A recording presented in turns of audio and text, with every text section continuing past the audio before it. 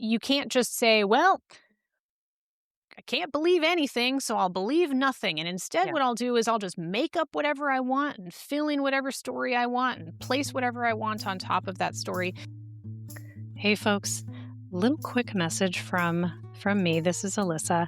I am up late trying to edit this episode, and you are going to hear that the audio for the first few minutes of the podcast, when we're doing the intro, I sound so far away, and you will find out why at around minute 5. So hang with us. I'm so sorry. I will not make this mistake again, and I hope you enjoy the show. Hey there, fellow nerds. Welcome to another episode of The Present Illness, the podcast where two physicians try to make sense of the world that is like really sick and almost dying around us. I'm Arghavan, Salles, a surgeon scientist in your friendly neighborhood doom scroller in residence. And I'm Alyssa Burgart, an anesthesiologist and bioethicist who tracks health law in cases like their EKGs full of spikes and surprises. The Present Illness is where we dig into public health, politics, culture, policy, and ethics with a scalpel in one hand and a meme in the other. Big thanks, as always, to everyone who's listening, those who have subscribed, those who follow us on whichever platform, and a warm welcome to anyone who just stumbled in from the cancellation of Huda Beauty. Okay, what's Huda Beauty? What does this Yeah. mean? I hardly know myself. I was vaguely aware of this brand. It's a beauty product brand, like makeup and so on, foundation, skin products, I'm sure. And the founder and owner is a woman named Huda, and she stepped in it. So as far as a lot of Iranians are concerned, she is canceled as of the last couple of days. Hmm. Okay. I'll have to look into that because I had not heard of this. But now we'll Well, find out about Huda. well, if anybody wants to look it up, if you just type it's Huda, Huda. Um, y- there are just so many videos of Iranians trashing their Huda Beauty products. They are opening up pallets and using like scissors and other products to break up every part of the pallet before throwing it in the trash or the toilet or whatever. People are very unhappy because the nutshell explanation is that Huda said she's heard mixed things about the Iranian regime, so she doesn't really know what to say. And this was after she posted pro-regime propaganda on her page. Yeah. So not going well. No, I think she's not having probably a great day. And Iranians, not to make too light of it, I think Iranians are very hurt by that because she's got a huge platform. I mean, her this was on her personal page. Her beauty brand has, I don't know, over 50 million, I think, followers on one of either Instagram or TikTok, whichever one I looked at. And then a similar amount, I'm assuming, on the other. So this is a hugely popular brand. And for her to make a video that says, well, for her to post pro-regime propaganda in the first place is very harmful because it suggests that, like, maybe the regime is okay when most definitely the regime is, like, not okay, as we've talked about before.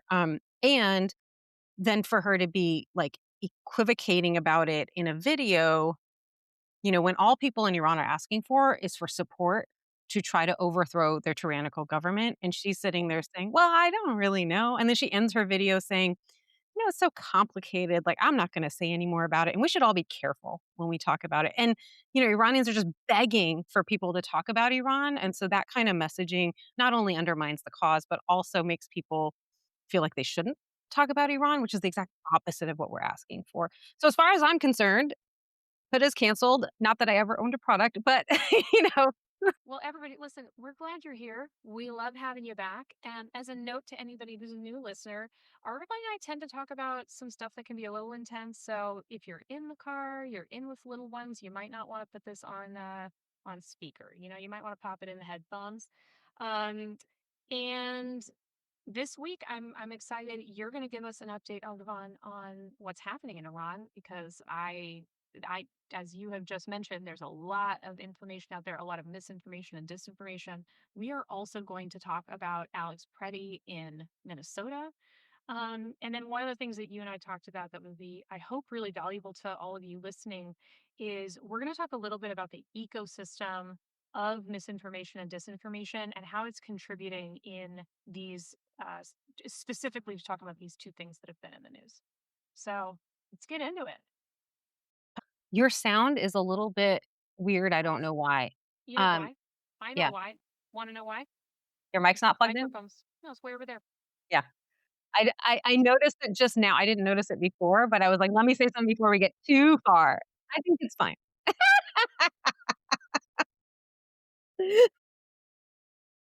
I mean, it's a Oh, hella good microphone. oh, now If it it sounds was, better. I bet it does. I bet it does. This is how much my brain is not functioning these days. I've Yeah, the two of dutifully us, plugged it in. we got a good thing going between the two of us.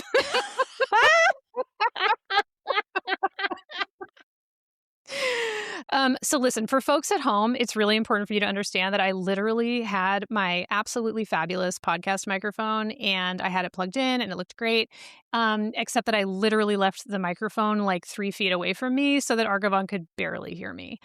So I'm going to do what I can on the back end to correct the audio. But listen, that's just funny. We're firing on all cylinders at all times. I mean, well, this is the I think being an American right now is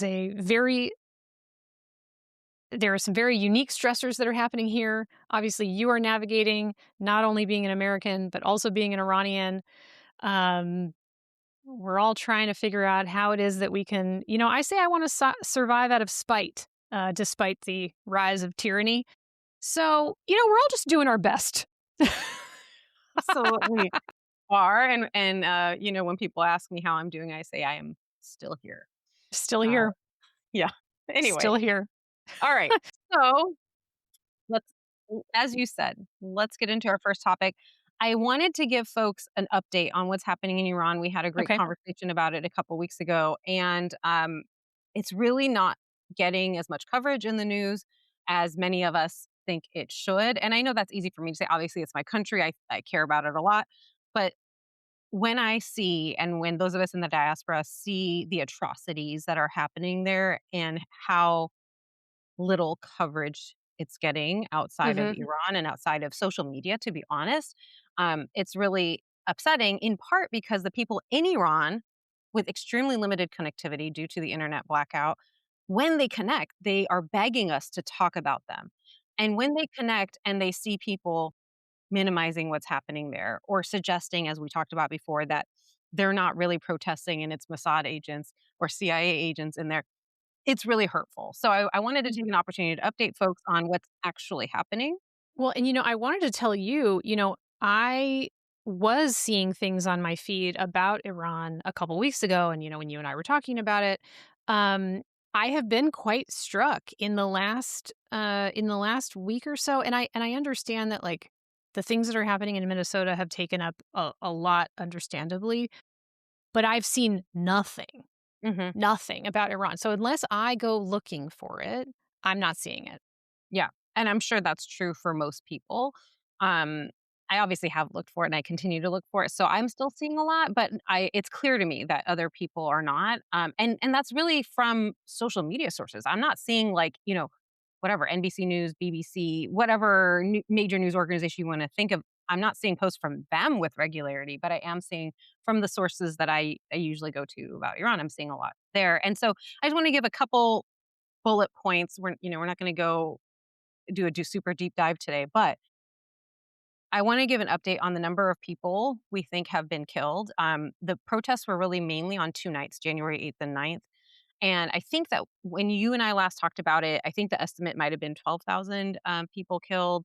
It's now realistically probably between 40 and 50,000, but the numbers that have been reported are from the documents obtained from within the administration that was reported by Iran International was 36,500 at least killed in those 2 nights. And again, based on what healthcare workers have reported about what happened in hospitals, what people saw on the streets with their eyes in terms of the number of bodies that were on the ground, the number of shots that they heard in cities all over the country, the estimate is probably, in reality, is probably more than that, but that's the latest kind of estimate that we have is 36,500 ish in those 2 nights. A couple things that have struck me around that online when I'm seeing posts coming from people from Iran. Now, I'll just point out, can I formally verify that they're in Iran? No, I can't. people are connecting via VPN. So if you look at their location on something like Twitter, they might look like they're in Germany or whatever.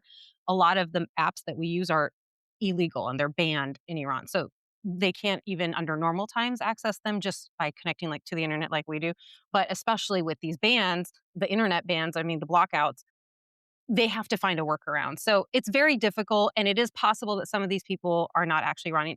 I can't tell you that. But what I can say is that things that I see over and over again from different sources, and they're things like that people have felt this was different from previous protests. You know, the regime has always cracked down on protests, like in 2022 and 2019, 2009. We're kind of used to what their plan is, how they respond. And this time, not only did they bring in foreign militias who can, you know, kill Iranians more easily because they don't feel any kinship with us, but also that there seemed to be less of an emphasis on arresting people. Like there weren't as many people with handcuffs and trucks to take people away, but there were a lot of military grade weapons with the intention, of course, of killing people. So that people on the ground felt was different from previous instances. But there are a lot of things that are similar to what's happened before. So, healthcare workers in particular have been targeted, as has been the case in the past. So, I think I might have mentioned in our last conversation about this that the security forces go into hospitals, which is again a violation of international law. Healthcare should be neutral. They have in the past co-opted ambulances to detain protesters. That's also a violation of law. They have prevented blood from getting to hospitals. Anyway, all these things are not strictly supposed to be happening in accordance with international law, but they happen there all the time. And so, again, we've seen that kind of behavior of security forces entering hospitals. But from what I've seen, it seems, again, much more severe than what I've seen in the past. Like in 2022, there were a couple of isolated incidents of abducting protesters from hospitals that I recall. But now it seems like it's much more widespread. So if you remember, we talked about the warehouses where they had bodies in body bags, um, that families could go try to find their loved ones. Amongst those in those body bags, we are seeing photos of bodies that have EKG leads on them, Foley catheters in them, IVs in them. So open surgical wounds. So typically you wouldn't see that, right? You and I both know if a patient dies in a hospital, all of that is removed from their body before their body is sent to the morgue. So that suggests that these patients were abducted before they died and then placed into these body bags. There were reports that patients were taken straight out of the operating room, like as they were being wheeled out, that they were abducted from there. I saw at least one photo that looked like an abdominal surgical wound, and I don't want to get too far into the details here, but there have been reports for a long time that the Islamic Republic of Iran steals organs. Anyway, so that's all terrible. And as they have done in the past, they've arrested multiple healthcare workers, and there are several physicians who have been arrested. And one of them, as I have read, named Alireza Golchini, who's a general surgeon who does surgical oncology, has supposedly been sentenced to death for what they call waging war against God, because the supreme leader is a representation of God. So if you do anything like protesting, then you are committing a crime against God, and the punishment for crimes against God is death. It's so convenient to be a representative of a deity. You can see why you know, leaders are into that. Of course. You know, like, no, I was selected by God, trust me. Yeah, so if you disagree with me, you're disagreeing with God, and if you do anything to hurt me, then you're hurting God, and we must punish that severely, right? So that's And by hurting, you mean offending and not showing sufficient respect. correct. I'm not talking about physical assault, although I'm sure there's plenty of people who would like to physically assault that supreme leader. Anyway, if given the opportunity. So Dr. Golchini is the one I've seen already, I believe, has been sentenced. It is very hard to get reliable information, but from the sources that I've seen, it sounds like that's already happened for him. But there's other doctors like Dr. Amaneh Soleimani, who's also been arrested. And I'll put a link to some other names as well.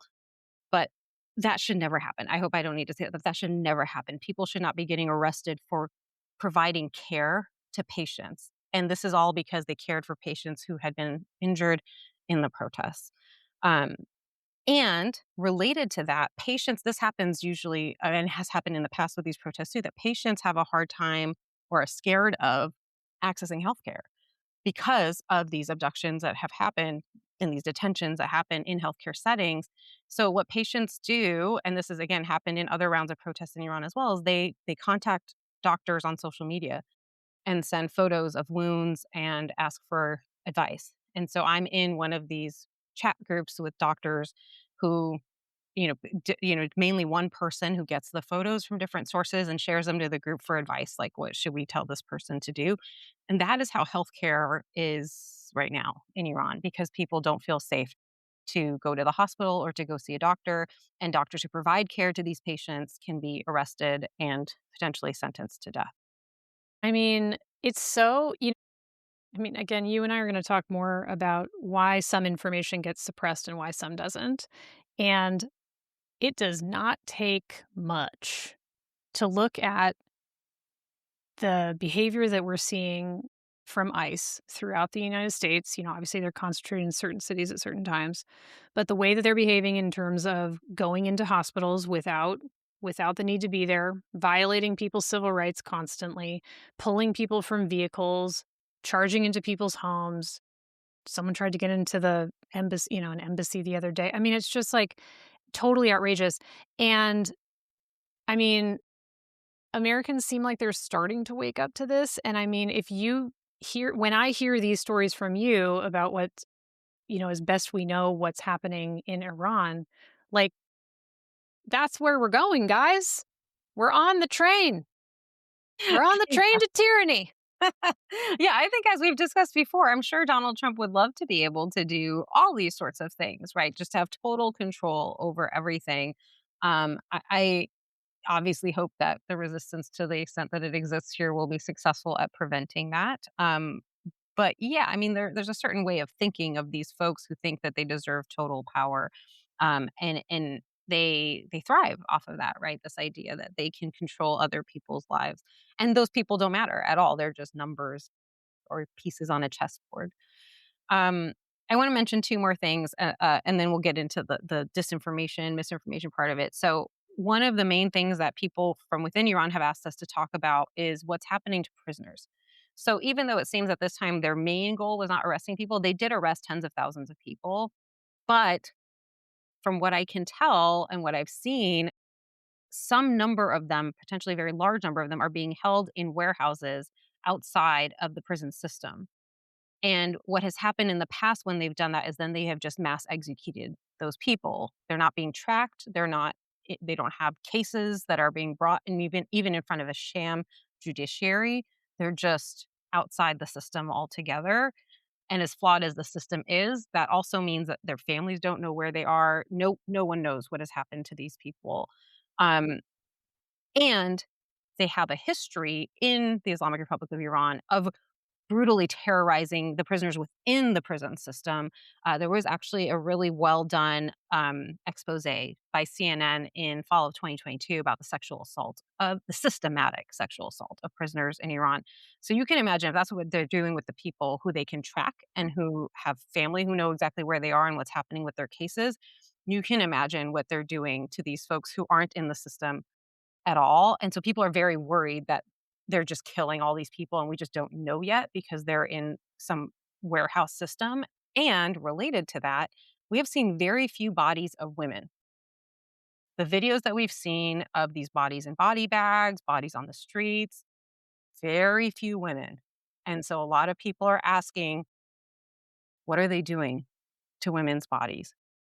And the couple that have been seen by people within Iran, the bodies have been severely disfigured. They have been violated. There are reports that their uteruses are removed. I don't know. I genuinely don't know what they're doing, but it is very concerning that we don't see these women's bodies. We don't know where they are. We don't know what they're doing with them. Some people believe, and again, just because information is really hard to get, you know that I usually don't peddle in like conspiracies and rumors, but in this case with the internet shutdown, it's very hard to tell what is happening. So I'm just communicating the concerns that people in Iran have. So what's happening with the prisoners who are in these warehouses? What's happening with the women's bodies? Some people there believe that the regime is holding on to the bodies, in particular of women and children who are already dead and not releasing them to anyone, not telling anyone where they are, so that if a country such as the United States were to attack Iran, they could dump those bodies wherever those attacks were and pretend that the United States or whatever other entity had killed far more people in order to gain sympathy for them, the regime, and play the victim. Like, we were attacked by this foreign entity. Look at how many of our people were killed by I this. mean, that's diabolical. Well, I mean, they're nothing if not that. I mean, this is part of the issue that I think people have. So let's go into some Well, misinformation. and there's a word for that too, though, like that technique. It's I was just listening to this person describing it's called preemptive narrative inversion, where Mm, you're preemptively coming up with a story that you can use to actually impose, like you're accusing. It's kind of like a different version of Darvo, mm. deny, attack, reverse, victim, and offender, where the person, the country that's being attacked or the institution that's being attacked can preemptively come up with a story that they can actually pin on their enemy. Yep. Anyway, No, I think just that made that me sounds think of that. very, yeah, no, that sounds very relevant. And I think so I want to talk about the misinformation, disinformation piece Hmm. around all this, because I see so much, and all of us as Iranians, we see so much on the internet that is really harmful to the people of Iran inside Iran, because people are still saying things like, none of this is really happening. This is all made up by the Mossad, or it's made up by the CIA, or none of this is real because we don't have, where are the journalists reporting? I saw somebody said that to me on my post yesterday. They said, I want to see reporting from the journalists just like we had in Gaza. Well, the thing is, there is no freedom of the press in Iran. So the only journalists in Iran who can report anything, all of their reporting is vetted by the regime. So literally the only thing you will see from journalists in Iran is what the regime wants you to see. It is not the same environment as other countries where, yeah, you would expect to see journalists coming onto their page telling you stuff. That cannot happen there. It is not the same environment that we are used to. But Hmm. if you want videos and photos, that's out there. That's out there on a number of different resources that exist. Iran International is one. There's a company called Tavana, Tavaana. There's one called Manoto, Manoto. There's Henga, which is an international human rights organization, or Hrana, Hrana. Anyway, point is, and we'll put links to these in the show notes, but there are a number of organizations that are based outside of Iran, but they're getting videos and images from inside Iran. And you'll see them, like we talked about this before, about how do you know if a video is like real or AI? Hmm. Things like Hmm. the Kahrizak center, the forensic center, where there were all those bodies and body bags. We saw multiple videos from different angles, from different people, that were sent to these organizations. And that's how Hmm. we're pretty sure that that's real. It's not a single video from a single perspective of a single spot or a single person. Hmm. It's multiple views of the same environment that helps us to know that that's Hmm. real. I really appreciate you having that list, because that was one of the things I was hoping you would cover, is where are places that we can reliably get at least some information, that wherever it's coming from, where folks who are close to this issue, who are trying to really understand what to do and what information can be shared and how. I think that's really, really helpful. Yeah, and I totally understand that, for anyone listening to this or who sees my post online, you're like, who are you and how do you know anything? Like, and I think that is totally fair. And like, if you look at my page or those who have been talking about this for a long time, you'll see there's lots of videos with screenshots from the things I'm telling you about, or even videos of the things we're talking about, headlines from these news sources that are more reliable for getting information about Iran. And so people should take a look at those things. The types of comments I'm getting are like, another issue that people seem to be confused about is, are you posting, like they're saying this to me, like, are you posting all of this to manufacture consent for the US and Israel to go and declare war on Iran? Because I have control. Yes. Yes, I am in charge of the US military and the Israeli military. Who I knew? mean, listen, now that I know that, I have some notes. I have some requests, and I'm going to just send them straight to I'll text you. Yeah, I'll text you. perfect, no problem. I'll take care of it. Apparently, I have that power. But yeah, I mean, and I understand. Look, I was very emotional reading these last night because it was really upsetting to me for people to doubt the slaughter and massacre that the Iranian government took out on our own people. And I see part of the reason is I see every day the videos and photos of the young people, including children, who were killed by this regime. And so for someone to come and say, oh, this is just propaganda to manufacture consent is very, very hurtful, actually. But And we've seen the exact same narrative around Gaza. yes, You know, we've been watching this video year after year at this point. right, exactly. This isn't exactly an original idea. And Genocide, the sequel. yeah, What a franchise. Jesus. I thought we canceled that series back in the 1940s. But I guess Apparently not. Yeah, I guess Apparently I not. was wrong. So this person was like, how do we know the difference between what's happening and what Israel wants us to believe so that we'll go to war? I'm like, what about me? I mean, I'm just saying generally, like, think about things like this when you're having these thoughts. It's fair to question. But what about me suggests that I have anything to do with the Israeli government I mean, like, really. Well, we've talked though.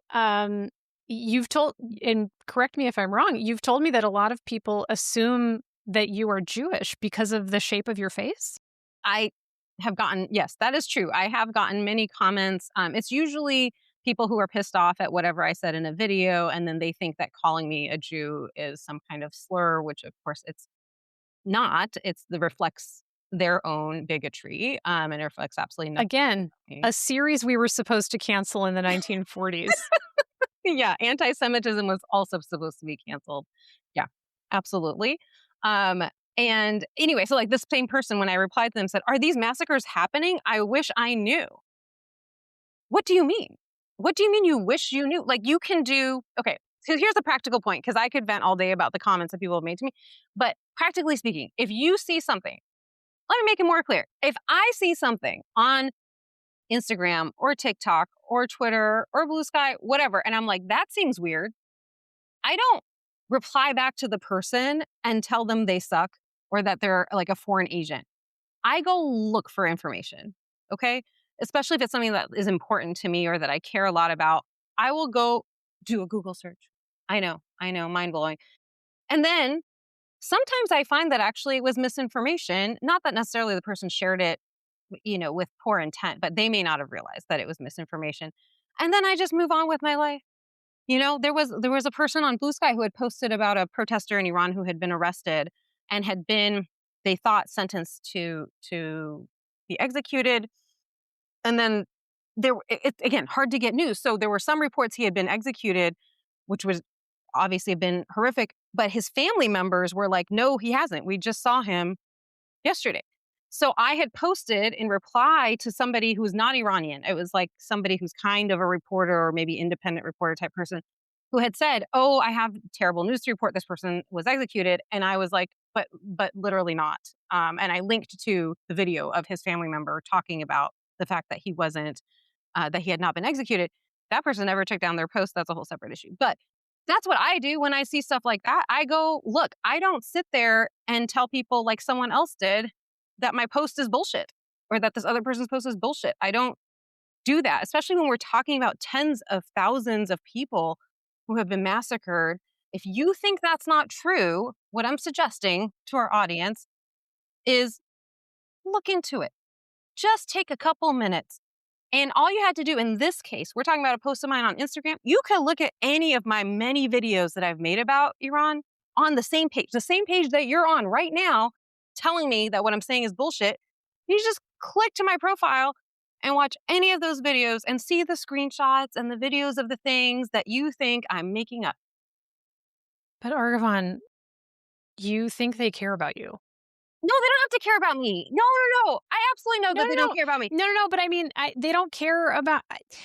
I think this is part of the problem, right? Is like, we talk obviously here about culture and social media and like human behavior around these things. And I think people they're easily to get incited. I know you and I have both been, it's easy to get pulled into certain ideas. And I think that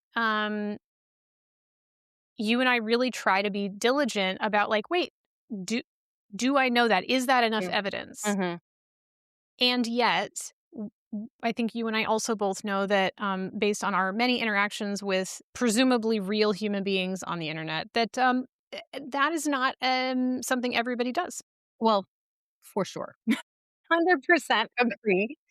And I'm just suggesting that perhaps before people say things like, LOL, nice try, Mossad, or a post made of nothing but screenshots from Twitter alleging things is not what I consider credible. By the way, all my carousels, anytime I post a carousel, they're posts from Twitter or Blue Sky, but same idea.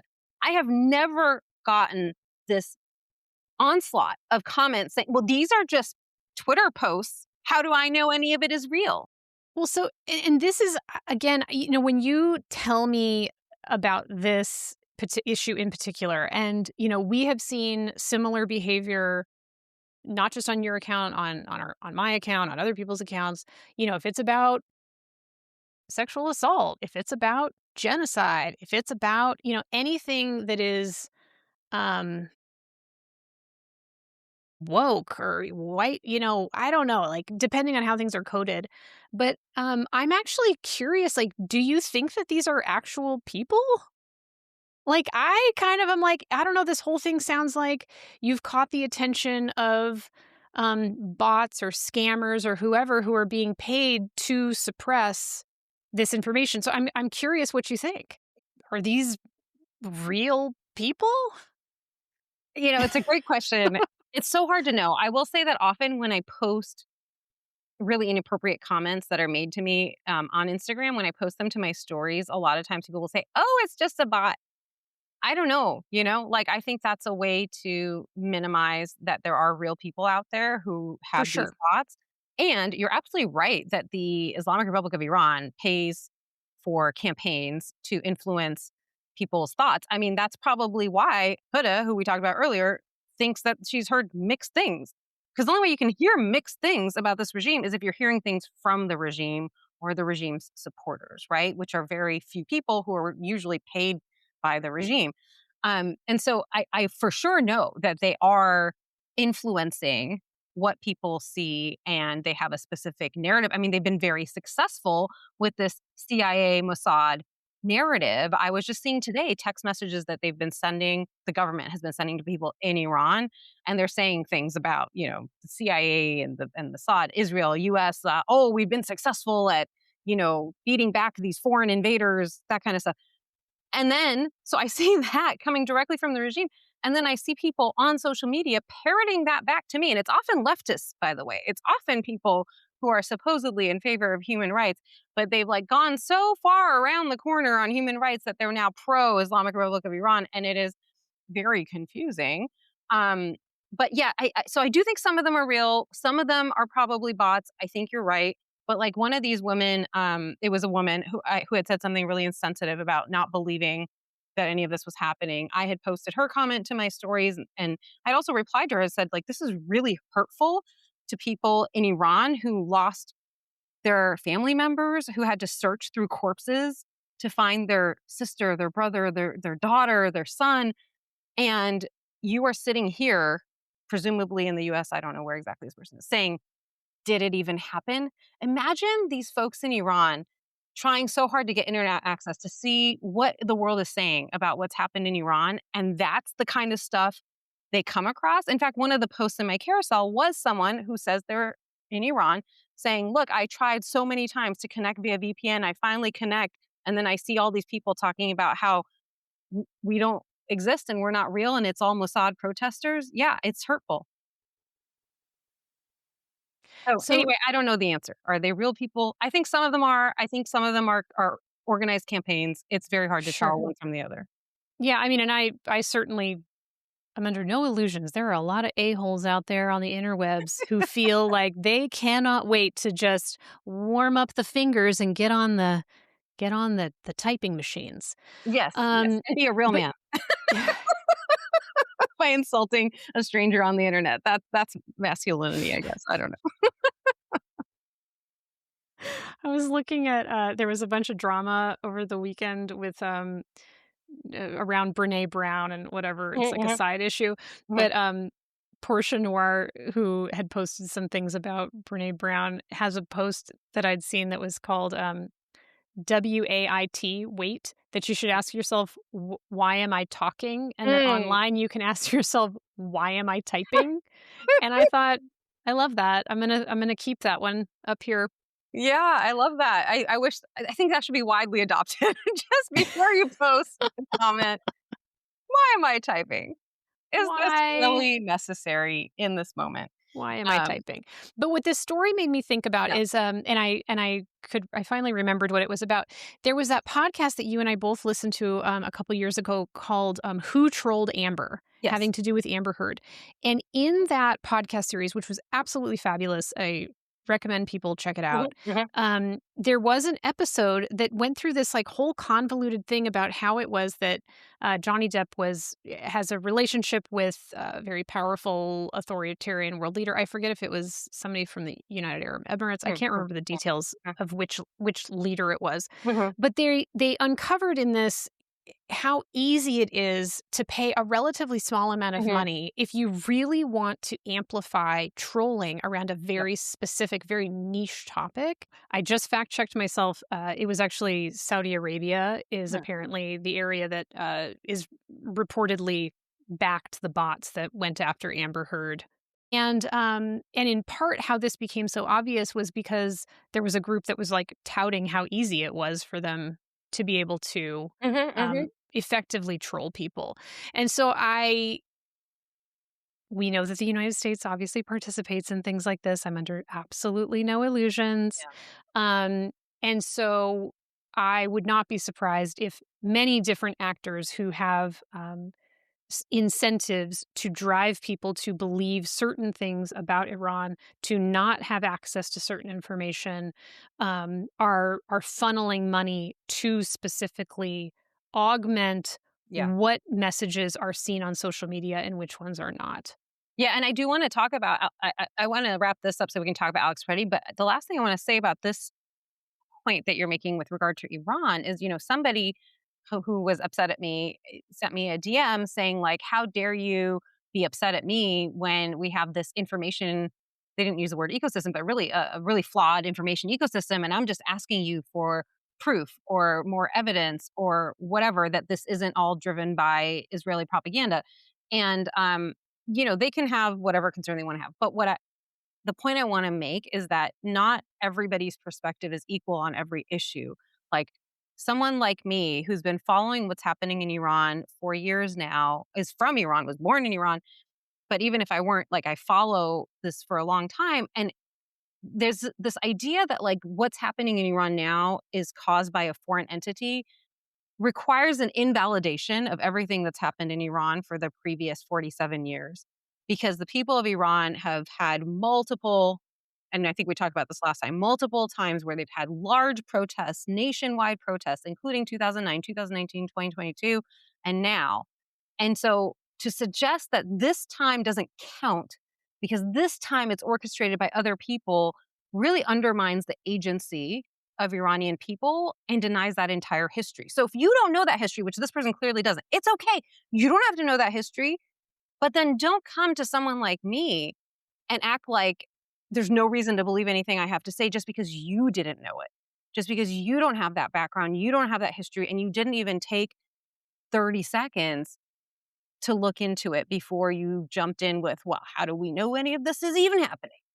And I can tell you that the people whose family members are dead would be quite offended at the mere suggestion that this is all some sort of coordinated campaign that has nothing to do with Iranians and their demand for freedom. It's also really interesting, and this is again kind of a sidebar, but like when people come at you on social media and they're basically trying to like assign you the duty of doing the Google search that they like Yes. didn't bother to do. Yes. Like folks, click on over to that, click out of the Instagram, click out of the TikTok.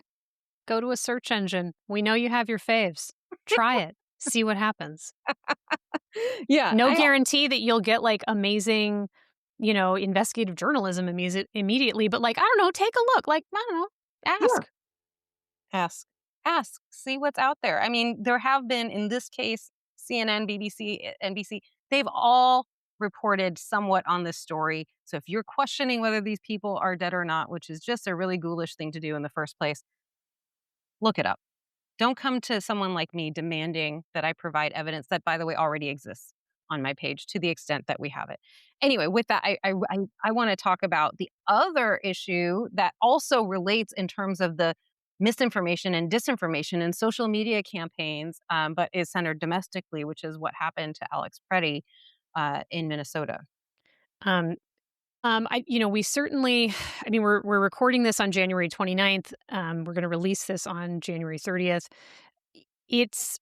I'm so glad you agreed to talk about Alex Pretti this week because he was for folks who are protecting your peace and not getting on social media, and not getting on the news. Alex Pretti is a man who was murdered on the street by ICE agents. He was an ICU nurse, highly respected, worked for the VA hospital in Minneapolis. I watched the videos. I do not recommend that people watch the videos. If you choose to do that, that is up to you. But I do not recommend doing that. It is incredibly traumatizing.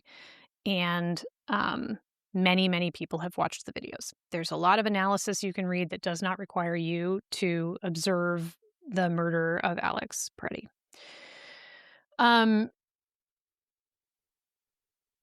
It's been very interesting watching the dynamics around this. Alex was attending a protest in Minneapolis. The discourse around why Alex Pretti was in that particular area, whatever, it doesn't really matter, in my opinion, why he was there. In the video, you can see him holding up a phone. He is armed. He had a license to they have open carry laws in Minnesota. So he had a license to carry a gun, which he had. Nowhere in the video. It was holstered. Yeah, it's holstered. And he had a license to have that. And he was doing something that was completely legal in the state of Minnesota, which is he had a license to have a gun. He had a license to open carry, and he was open carrying. It was not in his hand. It was actually in the holster. And it's been really interesting watching the discourse around that because, all of this talk around for decades around, where's the good guy with the gun and all of this stuff. And, having that gun didn't save Alex Pretti's life. Instead, what happened is he was wrestled to the ground by ICE agents. They were kicking him, and one of them shot him, and then two other people, it sounds like, unloaded 10 additional shots. And there's a video afterwards where there is one of these agents shouting, "Where's the gun? Where's the gun?" Well, one of the agents had disarmed him before he had been shoved to the ground. Yeah. You and I are abolitionists. We're not big. We're not like out there like, hooray, more police. But like, police officers clearly at least have some training in de-escalation. There's some effort to ideally not pull out your weapon. Yeah.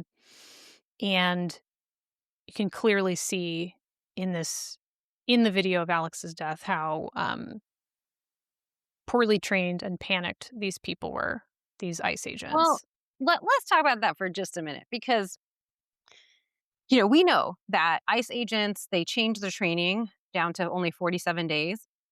And the ICE agent who shot Renee Good had been in DHS, part of DHS for, I believe it was either 8 or 10 years. We can put it in the show notes, but for years. He was not a recent hire.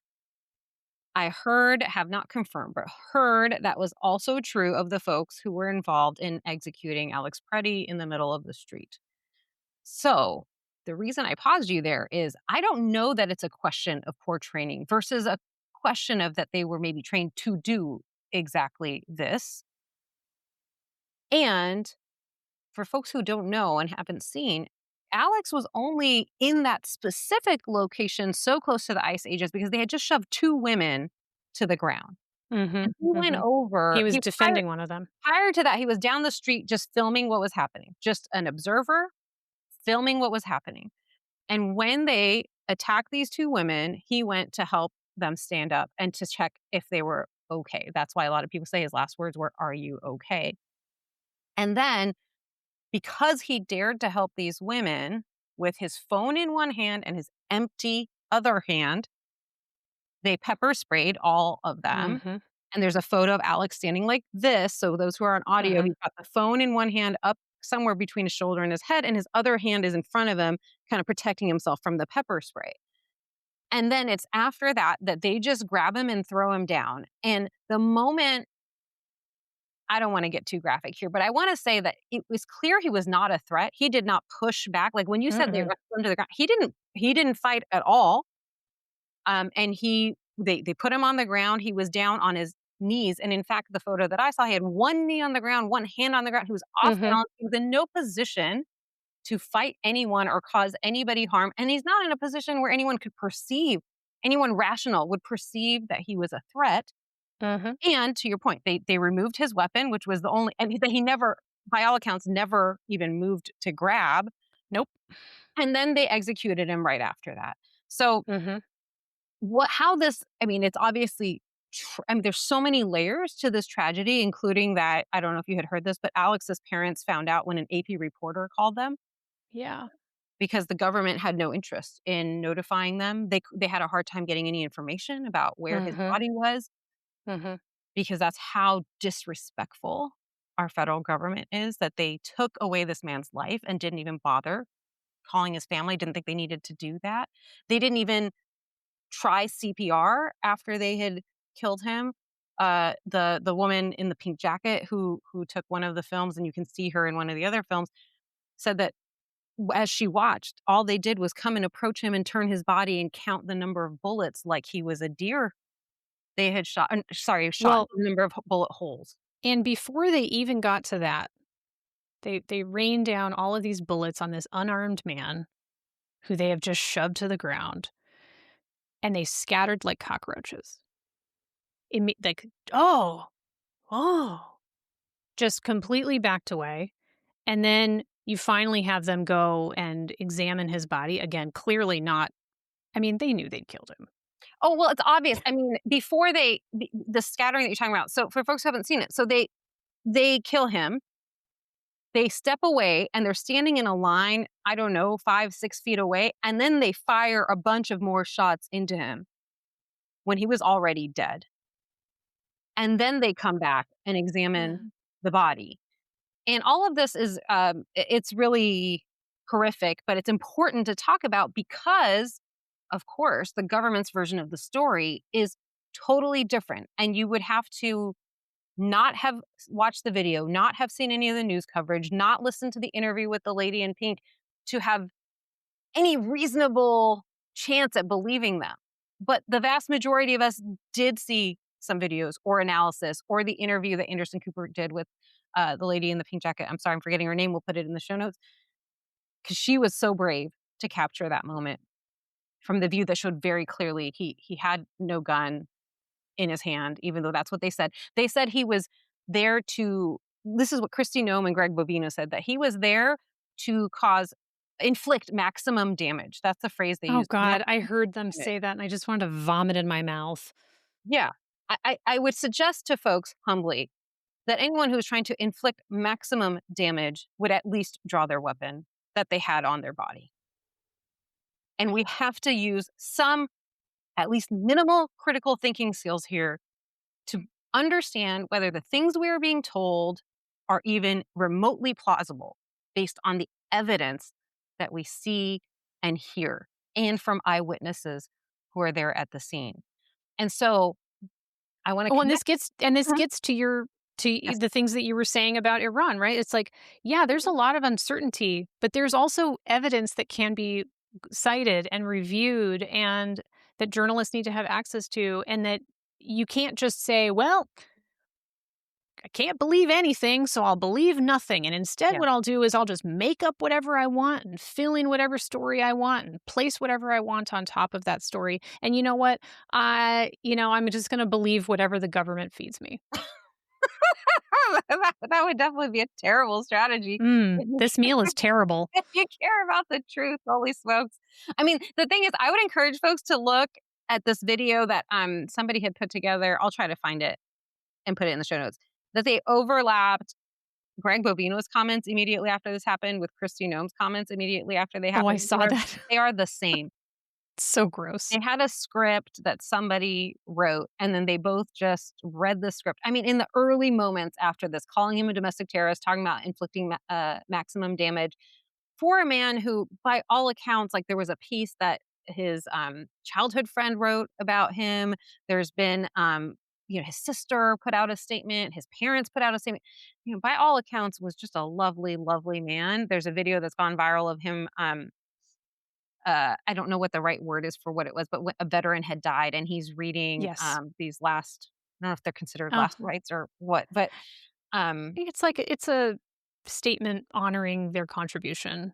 Yes, I mean these are the things that we see and hear about this man, and they want us to believe that a man who didn't draw his weapon, even as his life was at risk, was there to inflict maximum damage. We as people have to have the ability to call bullshit on that. Well, and it's also something where, listen, are there healthcare workers who are not good people? Yeah, sure.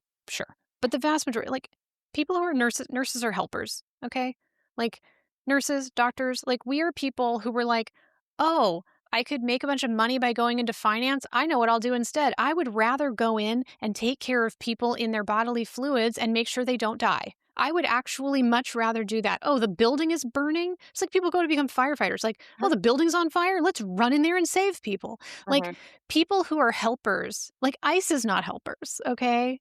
You look at that. I mean, and that's one of the things that I think when I found out that Alex Pretti was an ICU nurse, I was like, wow, what a stunning irony that we are trying to be, the government is trying to feed us this lie over and over and over again that ICE is there to keep us safe, that they are the ones who are going to get rid of the bad people in this society, those bad immigrants who just come in here and taking your jobs and doing bad things. And it's like, no, actually, we just watched a bunch of goons who are not helpers murder a helper. Murder a person who is genuinely trying to make the world a better place, as many immigrants in this country are. I saw a video, actually. I wanted to send it to you, but I decided to wait so I could talk to you about it here. But there was a guy who had been on a flight, and he kept it pretty vague because he doesn't want to identify this physician. But basically, it was like sounds like it must have been a really long flight, overnight, many hours. And this physician, somebody, they say, is there a physician on board? This guy goes, I'm a doctor. How can I help? Ends up spending hours in the middle of the night taking care of this man, as we do. And he's apparently wearing a T-shirt that says, "Immigrants make America great."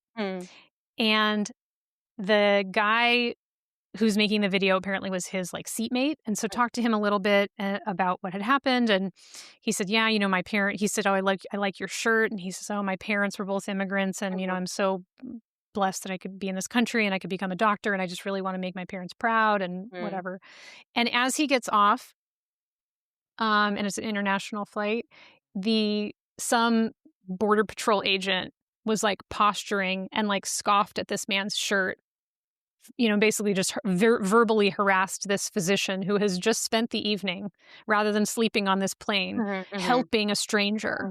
I mean, the disgusting irony of it is not lost on me.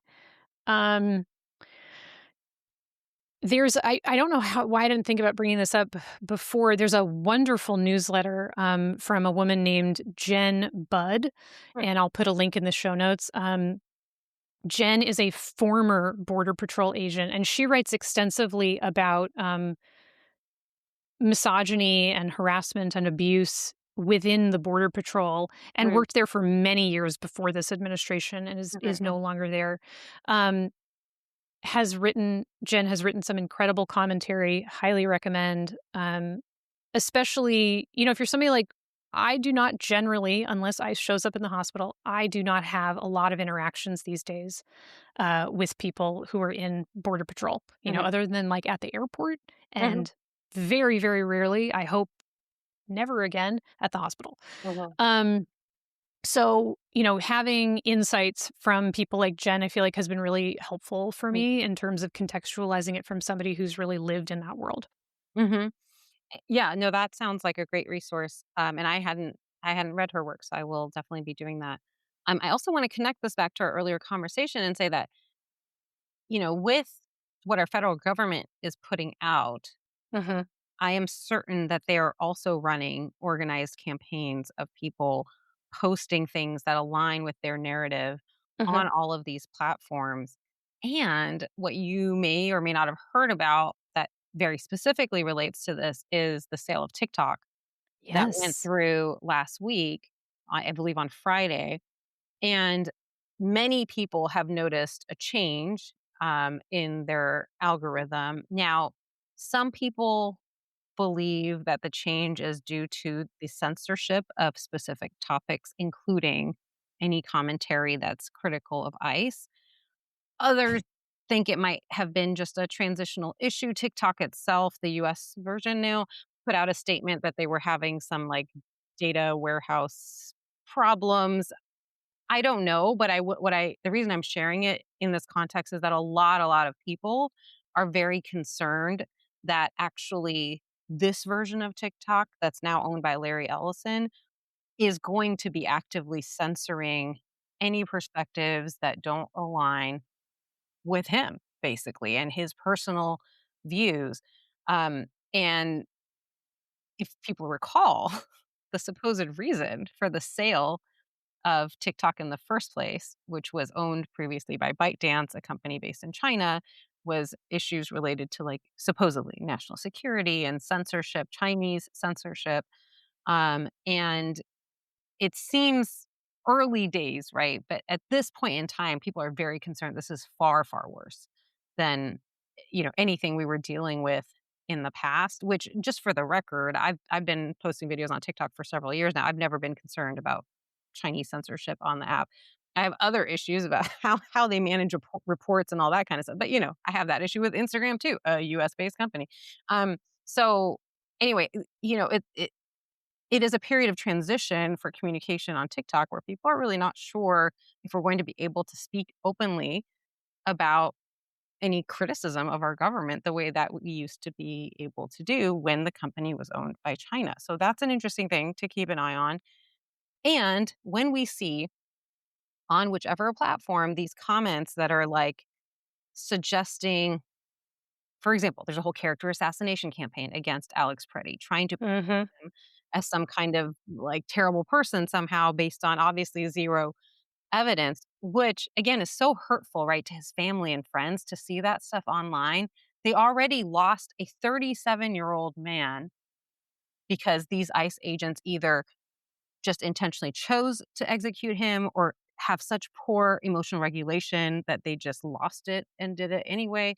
I don't know, but whatever the reason, he's now gone and they are mourning him, and then they have to see, in particular his parents and his sister have to see the character assassination that's led by the government that was supposed to be protecting him and whatever army of bots or whatever else they've employed to make sure that their narrative is amplified, even though the vast majority of us saw what happened.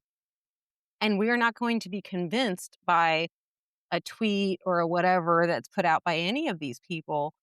um, I think Stephen Miller called him an assassin. What are you talking about? What kind of assassin doesn't even pull their gun? Like, it makes no sense. It makes no sense. And I guess my plea to folks, if they're listening to this, they probably already do this, but engage the critical thinking.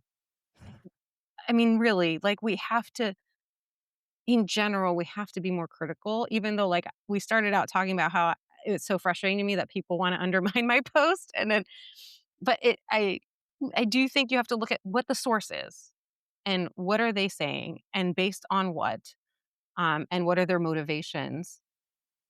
And we have to think about, and it's really hard. And we've talked about this before. Like, it's so hard now in the information ecosystem we have to know what's real and what's not. And we Mhm. all have to work at it to try to figure it out. Absolutely. Um, one of the things that I'll just to put a cap on it, I've been really interested and, kind of horrified to see how people's grieving for Alex is being received.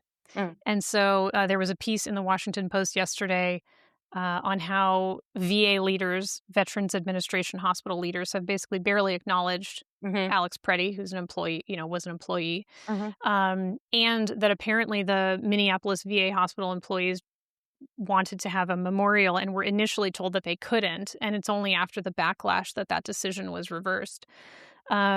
And I have some colleagues who, in several hospitals, had put on relatively spontaneous candlelight vigils or like mhm, memorials or other ways to recognize the loss of a healthcare worker, the murder of a healthcare worker by our government, and you know being approached and saying, "Well, this isn't a sanctioned event. You guys need to disperse. mm, Like, don't grieve this way." hmm. It's very interesting. Um, Disturbing. I would use the word disturbing. And for folks who haven't seen, there is video of the VA hospital where Alex worked, of his coworkers in a hallway. There's video of him being wheeled out of the hospital one last time, and it's a beautiful it's a beautiful moment. So people want to see that and remember him in that way. I didn't know him. I'm just an emotional person. So anyway, um, it is a beautiful video, and we yeah. should have the right to commemorate these losses. And, I know that you did not mean it this way, but I just wanna make sure that folks know his death wasn't more important because he was an ICU nurse or because he was a No. healthcare worker. The death of any person at the hands of our government is equally tragic and equally horrific, and we mentioned Renee Good earlier. There was also Keith Porter on New Mhm. Year's Eve, and there is a list of actually, I think it's at least 10 people just in January that ICE has killed. And I'm sorry that I don't have their names right in front of me, but we will put a link to that in our show notes. And every single one of these people mattered. And I am glad to see that a lot of people, are saying this is not okay. To the point that you mentioned this to me earlier before we started recording, that there is an organized strike Mhm. planned to happen Friday, January 30th. So if people can not go to school, not go to work, not spend money, whatever way that you can engage with this. I certainly am going to do my part. I already was taking the day off, so it's easy for me. I'm not working, and I'm going to not buy anything, and I'm going to observe. I am working, and I am going to do the work of taking care of many of our immigrant patients, and they're going to get just exquisite anesthesia care from me.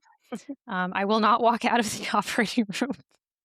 Um, but again, I completely agree, and folks who have the ability to walk out, that is a way for us to demonstrate our power, our collective Mhm, power, especially in terms of not purchasing things, stepping out of work, especially if you can do it in an organized fashion with a number of your colleagues. And I will find a way tomorrow while I am at the hospital to um, honor this issue. mhm, And it's been interesting in a horrible way. We take care of so many patients at the hospital who they're either immigrants or they're from mixed families where some people are immigrants and some people are not immigrants. People from different who feel that they have different amounts of security or mhm, not mhm, in being here. And I am finding myself needing to do a lot of coding when I'm talking to my families about, oh, I see you weren't able to get your prescriptions. Would it be okay if we had them filled here while you're here so that you could go home and already have them because they're afraid to go to the pharmacy. They're afraid to pick up these like life-saving medications for their children because it's like, well, will my kid have a parent if I leave and go get these medications? We know that lots of families are not coming in for care because of this behavior from ICE. So it is just absolutely terrible. So we have to do take two and call me in the morning because again, we can't just end on, more death and destruction as is our way. It is really our strength, the death and destruction. From a strengths-based assessment, the present illness is really good at talk about that tough stuff. Talk about terrible soul-crushing stuff. Okay, I want to share a few pieces of good news, okay? One is folks who may recall I was following the journey of a man who's learning how to do the Dougie. Oh, yes. JB Star. I did the effort to go watch some of those videos and I was very amused. Yeah. So I would like to report back that JB Star has made excellent progress. I think his Dougie is pretty good. He's got to still work on his swagger a little bit, but it used to be that he would do it reliably for like one or a few beats and then lose it immediately, and he's not doing that anymore. So we're all very happy and we're all very proud of JB Star for his progress on the Dougie. And two more kind of serious news related things that are wins. Back to Iran real quick. The Islamic Republic of Iran has an armed force that's called the Islamic Revolutionary Guard Corps, and they run pretty much all the terrorist activities of the Islamic Republic of Iran. And we have been asking the EU to put the IRGC on the terror list for years, and it happened today. Oh, yeah. Congratulations. Thank you. It's not obviously going to solve all the problems, but it's a really important step to indicate that they recognize these activities are illegal and there are real consequences for those members when they are in the EU. They could, I think, potentially be arrested. Their assets could get frozen, so on. So that's a win. And a topic that, hopefully we'll have time to talk about more another time is that folks who work in higher ed or even actually K through 12 might have noticed or heard about last year, almost around this time. It was February, what is the date? 14th. Oh yeah, Valentine's Day. February 14th, 2025, our government said that basically any organization that does any sort of DEI is going to lose their federal funding. And of course, there were legal challenges. And I know people roll their eyes at legal challenges these days, but this legal challenge was successful. It was brought by the American Federation of Teachers, the American Sociological Association, and a school district in Eugene, Oregon, of all places. And they brought this lawsuit, and the judge ruled in their favor in August of 2025. And it was just reported last week that the government, our federal government, is not going to appeal that decision. So they are not allowed to tie federal funding to the lack of DEI. So they're not allowed to basically require that organizations don't have DEI in order to access federal funding as per this lawsuit. I'm so happy to hear that. I'm not going to be a downer and talk about why I know we have took so long. I'm going to stop. Yes, and we have other. There's lots more related to that topic. Yeah. Let's talk about that another time. Let's talk about that in more detail another time. I agree. It's a win. It's a win. It's a win. Take it. Delicious. Love it. Okay, how about you? What's your recommendation for folks? Okay, so if people are like me and they're really pissed about ICE, like real pissed, this fabulous video came across my feed, and it's this woman who's a marine biologist, and she's like, there really just hasn't been hardly anything happening in the news, marine biology news. And so I thought I would show you, and she shows this video of otters eating ice and crushing ice and demonstrating truly how weak the ice is. And you get to watch, it's tongue in cheek, and you get to watch otters be adorable. They're amazing. They're very cool creatures. And I'm going to share that with all of you because it's a nice little way to be like, you know what? We need to take collective action, and we can appreciate these otters doing this work and let those otters remind us of how weak ice is. Yes, I love that. Yes. I also have been appreciating I've been appreciating a lot of these videos. There's sort of a cadre of creators who do either devil impressions and they're like on the phone with God being like, "Hey, I need to talk to you about your Oh, followers." yes. Yeah, and then there's a couple different creators who pretend to be Jesus, or they pretend to be like Saint Peter, who's like sitting at a desk at the pearly gates, and just like assessing folks as they come in. And they're like, "Oh, I think you're lost. Oh, you want to make an appeal? Let's go over it." But like in the way that like someone at the DMV Yes. might. Yes. Like a salty person at the DMV might take in your information. So I will provide one of each of those for our listeners' enjoyment. Thank you. And shout out to Taryn Delaney, who I'm pretty sure is the inspiration for all of those videos because she's the one who started the series of what is the name of this character? She created this character who is like the secretary at heaven, at the gates of heaven. Oh, and she has, I mean, she's so talented. She's got tons of these videos. They're funny. Some of them are really sweet because people ask them to make one for their child who had passed. And so she's like welcoming this child. Anyway, I am pretty sure now, I don't know what's in the brain of every one of these creators, but I am pretty sure that all of that has been inspired by Taryn Delaney's series. So I will put a link to one of her videos in the show notes. Love it. Love it. Okay, well that's it. That's it. Easy peasy, everything's fine. Y'all, there's so much news. Like Arghavan and I have like a little mini meeting before each episode to be like, what terrible things have happened that we might need to change and talk about. There is an entire list in our notes of stuff we just cannot talk about today. Just haven't gotten to it. All right, well, on that note, that's it for this week's episode. If you didn't like what you heard, this has been the Huberman Lab podcast. If you liked it, don't forget to subscribe to The Present Illness. Please, if you don't mind, leave us a review or a rating and tell other folks you know to give us a listen. You can follow us on all the places. We're on TikTok, Instagram, and YouTube at The Present Illness, and you can stay on top of all of our TPI-related news. We will, of course, be back next week with more headlines, hot takes, and doom scrolling, hopefully wrapped in some laughs. Until then, agitate, hydrate, take a nap. We will see you next time on The Present Illness. Production by Arghavan Salles and Alyssa Burgart. Editing by Alyssa Burgart. Social media by Arghavan Salles. Original music by Joseph Uphoff. Don't take medical advice from random people on a podcast. This show is for informational purposes, and it's meant to be fun, not medical advice. So please take your medical questions to a qualified professional.